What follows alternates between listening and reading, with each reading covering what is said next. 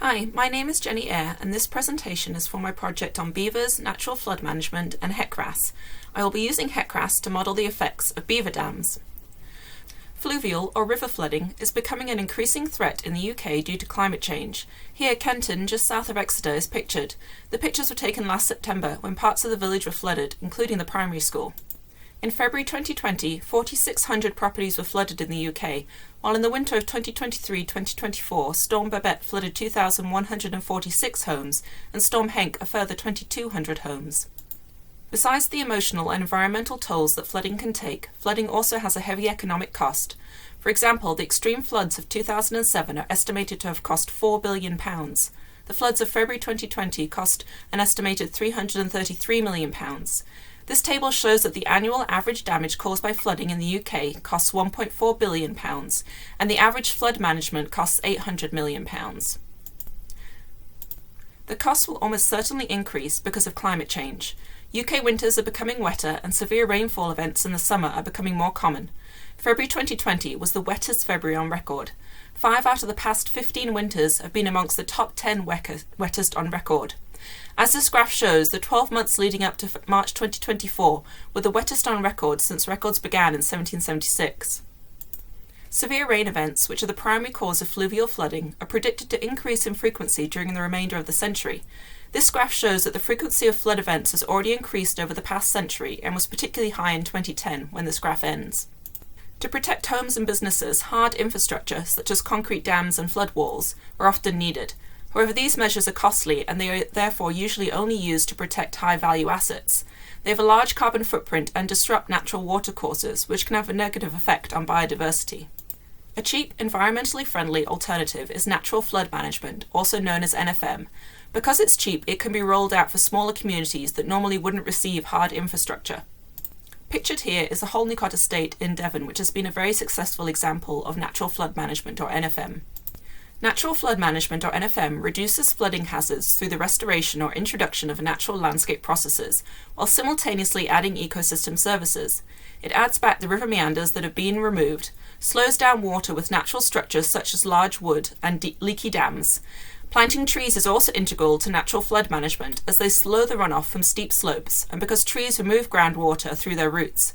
Further methods are to reconnect floodplains and to create multiple shallow channels rather than a single deep channel.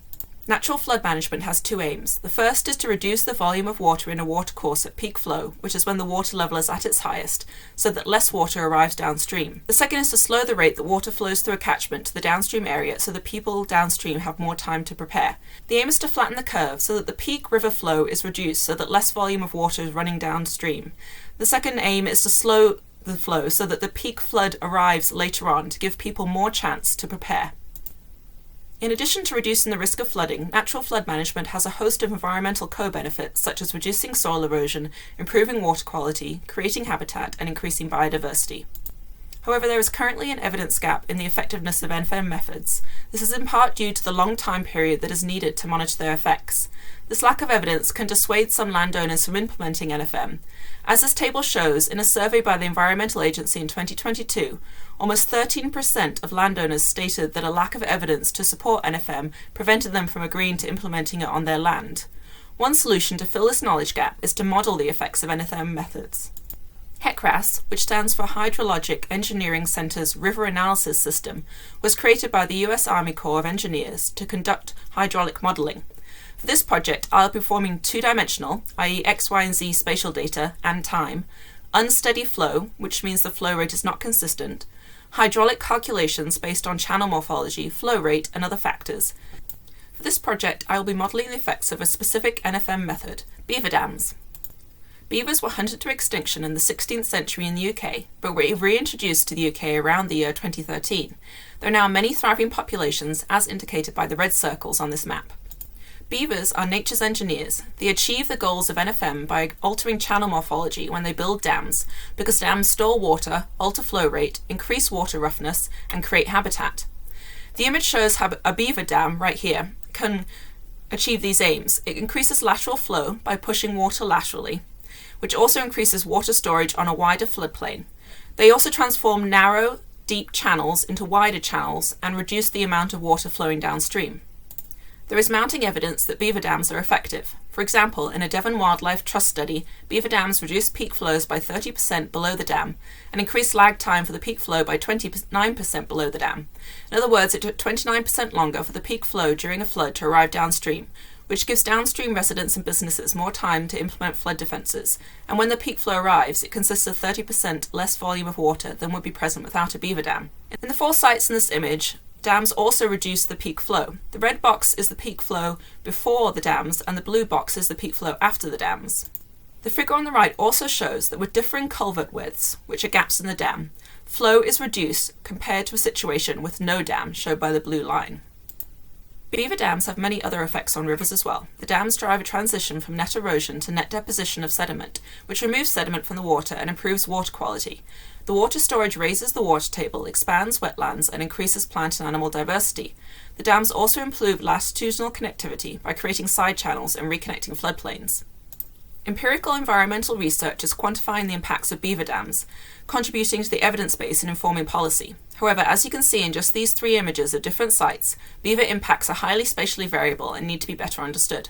The aim of this project is to use HECRAS to model the effects of beaver dams on the woodland valley area of the River Fowle in Cornwall, which is indicated on the map.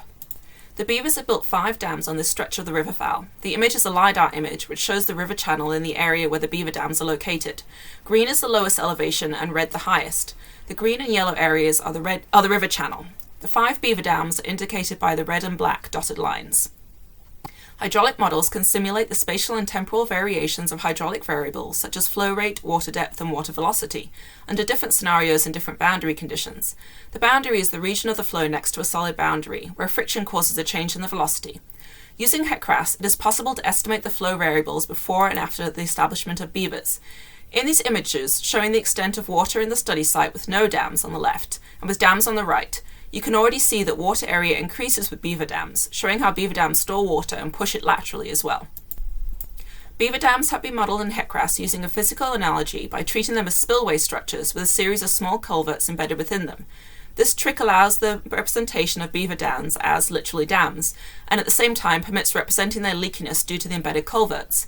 In this image, the vertical boxes are the culverts, and this grey line is the profile of the riverbed, and the red line is the top extent of the beaver dam. HECRAS uses the Navier-Stokes equations, which are partial differential equations that describe the motion of viscous fluids. These equations constitute the basic equations of fluid mechanics.